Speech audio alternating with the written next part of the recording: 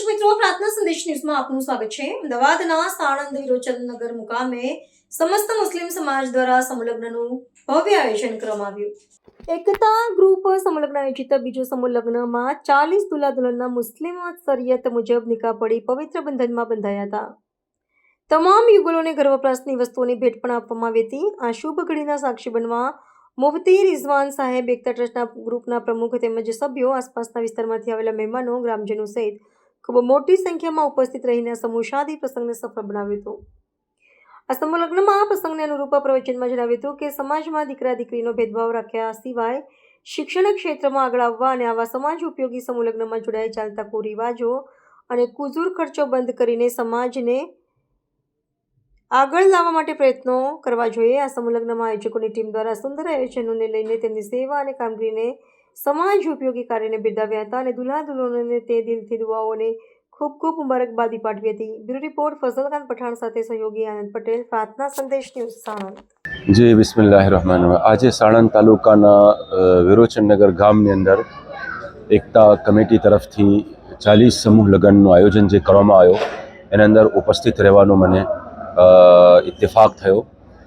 માશાલ્લાહ, બહુ સારું આયોજન અને વ્યવસ્થિત તરીકાથી આયોજન કરવામાં આવ્યું અને અત્યારે સમાજની અંદર સૌથી વધારે જે વસ્તુની જરૂરત છે એ ગામવાળાઓએ બધા મળીને એનો એક અહમ મશવરો કર્યો અને આજે આ સમૂહ લગ્નનું આયોજન કર્યું। હું આ કમિટીને હું મુબારકબાદ આપું છું કે જેમણે આ જે બેડો ઉઠાયો અને આ જે મુહિમ ચલાવી કે અલ્લાહ તાલા આ બેડા અને મુહિમને હંમેશા માટે કાયમ રખે। વિરોચનનગર મુકામે એકતા ટ્રસ્ટ સમૂહ લગ્ન કમિટી તરફથી બીજા સમૂહ લગ્નનું આયોજન કરવામાં આવ્યું।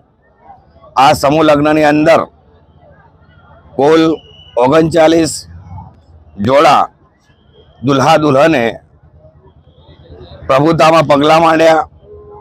આ દિવસે વિરોચનનગર તેમજ આસપાસના ગામના આગેવાનો તેમજ મારી મા બહેનોએ આ સમૂહ લગ્નના સ્થળે આવીને સમૂહ લગ્નની સ્થાનમાં વધારો કર્યો છે।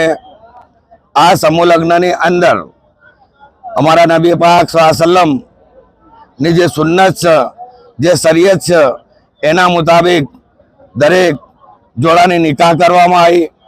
આ નિકાહ બાદ ઉમર શાહ બાવાની દરગાહના મેદાનમાં દરેક ગામના માણસો, આવવાવાળા મહેમાનોની દાવત કરવામાં આવી। આ દરેક કામ પાછળ ગામના જે સખીદાતાઓ છે, ગામના આગેવાનો છે, ગામના નવજવાનો છે અને ગામના બુઝુર્ગોની દુઆ છે। ખરેખર આ જે સમૂહ લગ્નના દ્વારા સમાજની અંદર, ઘરની અંદર જે નિકાહને લગતા, લગ્નને લગતા જે કુરિવાજો અંદર ઘૂસી ગયા છે એ કુરિવાજો ઘરમાંથી, સમાજમાંથી, ગામમાંથી નીકળે અને લોકો ખોટા ખર્ચથી બચે અને ખોટી તકલીફોમાં ના આવે એ હેતુથી આજે આ સમૂહ લગ્નનું આયોજન કરેલ છે। આમ જનતાને આપ શું મેસેજ આપવા માંગો છો?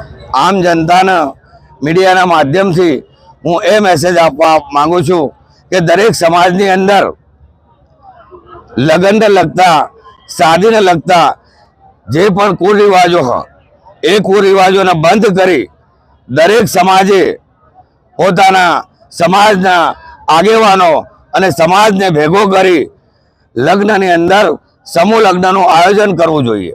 પ્રાર્થના સંદેશ ન્યૂઝની તમામ લેટેસ્ટ અપડેટ્સ માટે ચેનલને હમણાં જ લાઈક, શેર અને સબસ્ક્રાઇબ કરો।